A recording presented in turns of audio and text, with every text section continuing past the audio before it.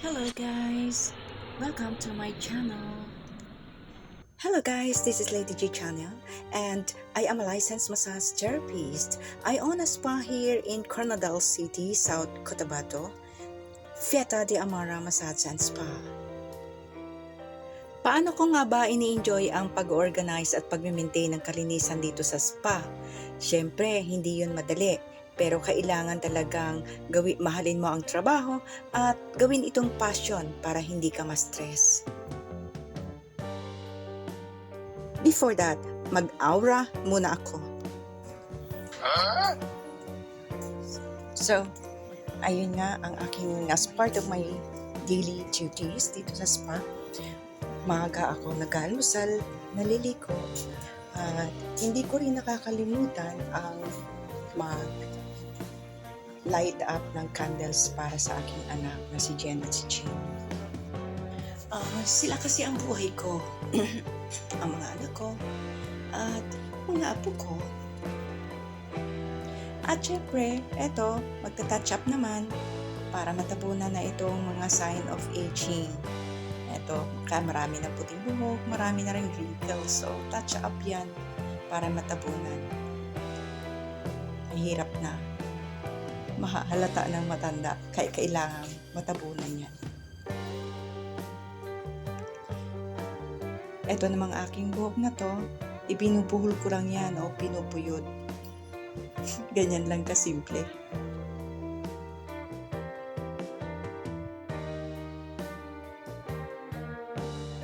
Pagtapos nito, application naman ng Fresh Face Foundation.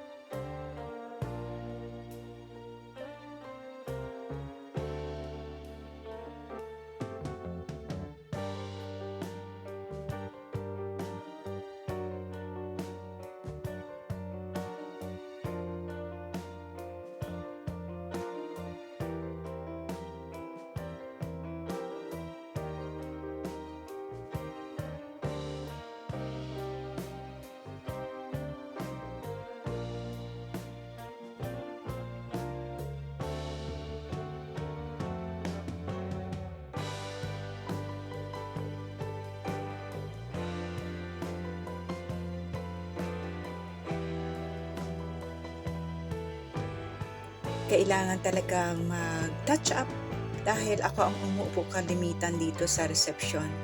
At humaharap ako rin sa client, nag-handle din ng client, at least okay naman ang aking pamumukha.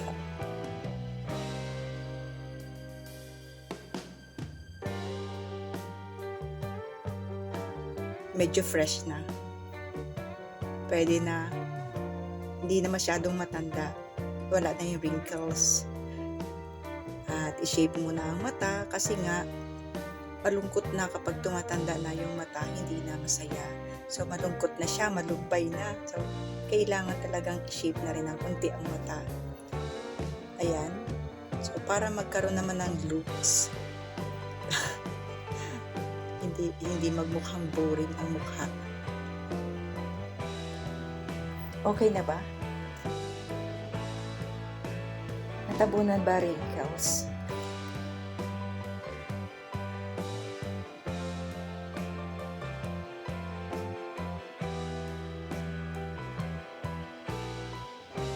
Pwede na. Pwede na to. Wala na yung lumbay ng mukha. Fresh na. Ayan, start na akong humataw sa paglilinis. Ito ang unahin ko, receiving area.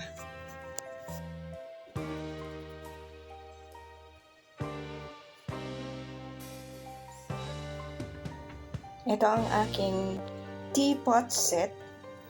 Ito ay palaging napupansin ng mga kliyente kasi maganda daw. Maganda naman talaga siya at love na love ko talaga ang kanyang design. So ito karaniwang kong inire-ready para sa client kapag tapos na ang therapist.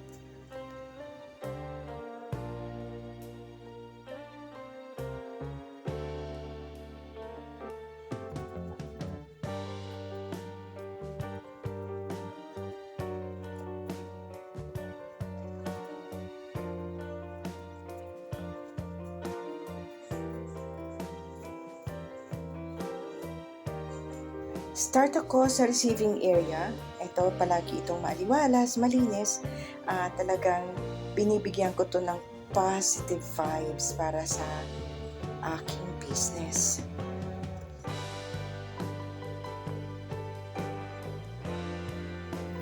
Hindi man kagandahan yung aking spa kasi matanda na nga yung building, luma na yung building na aming nirerentahan, pero I make sure na talagang malinis naman ito sa loob.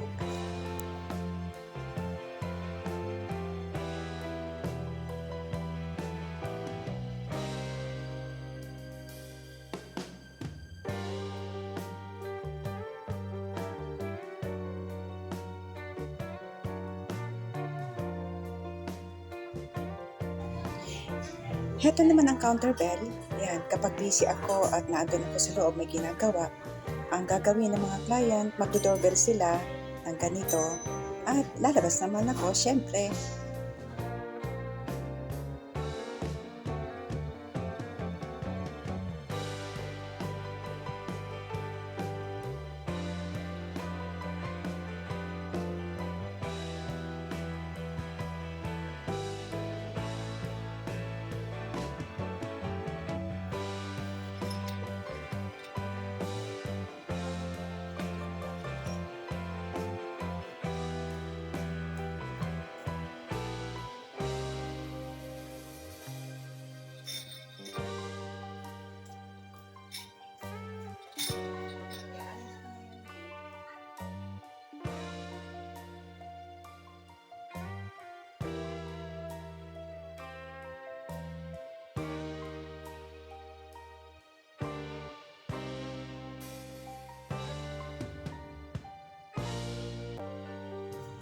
Almost finished na ako dito sa receiving area at ayun, itong mga glass cupping na ito na nasa harapan ko, ayan, i-arrange ko rin ito. So, para bago dumating ang mga therapist o may dumating man na client, ay ready na ang lahat to use.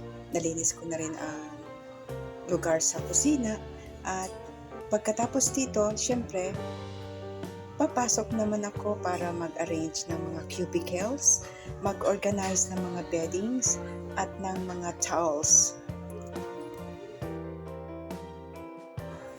At ito naman, Pieta de Amara board sa likuran ng counter. Yan. At ang susunod ko naman ay ang paglilinis sa loob. Tara guys! So, ito yung papasok sa loob. At yun yung sitting area dito sa loob. Ito naman yung first room, single room. And next naman ay ang first couple room. Ito siya.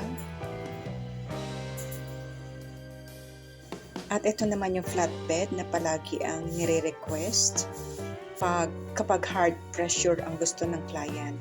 Heto naman yung second couple room. Medyo dark shade pa siya kasi hindi ko na-on yung ilaw dito. Mataas kasi yung switch, hindi ko abot. At ang sunod ay ito yun na nga yung sitting area sa loob. Ito ang kabuuan. spa na merong 8 beds.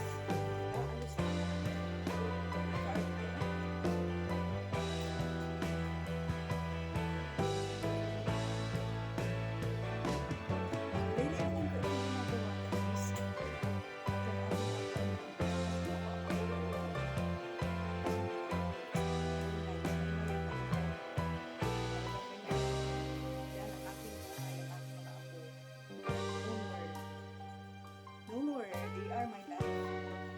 So, ayan, ulit. Pero, this is my grandson.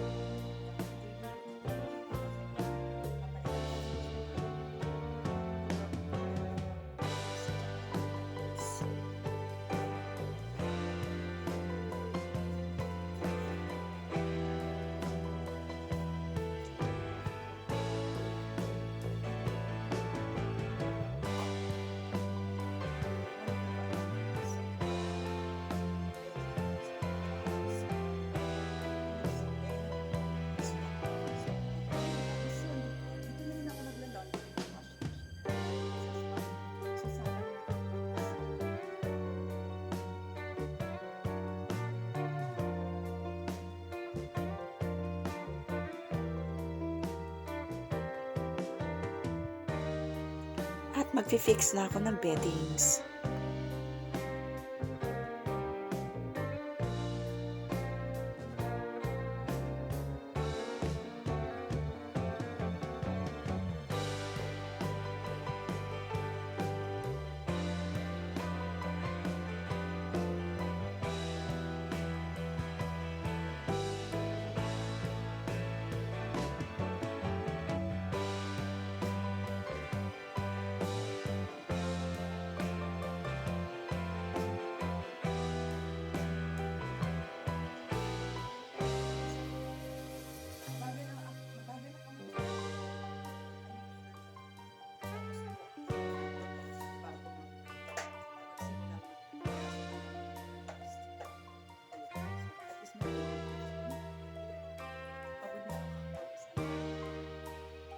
Ini-enjoy ko rin ang trabaho.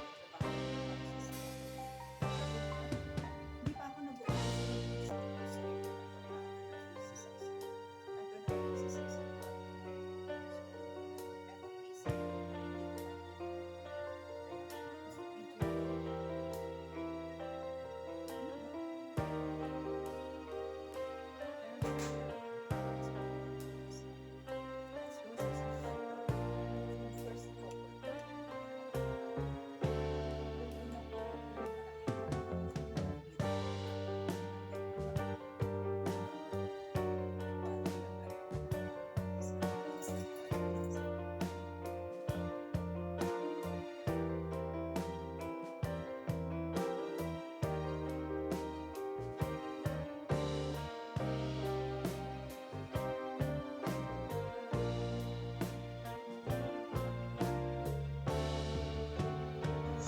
So, ayan guys, tapos na ako doon sa loob.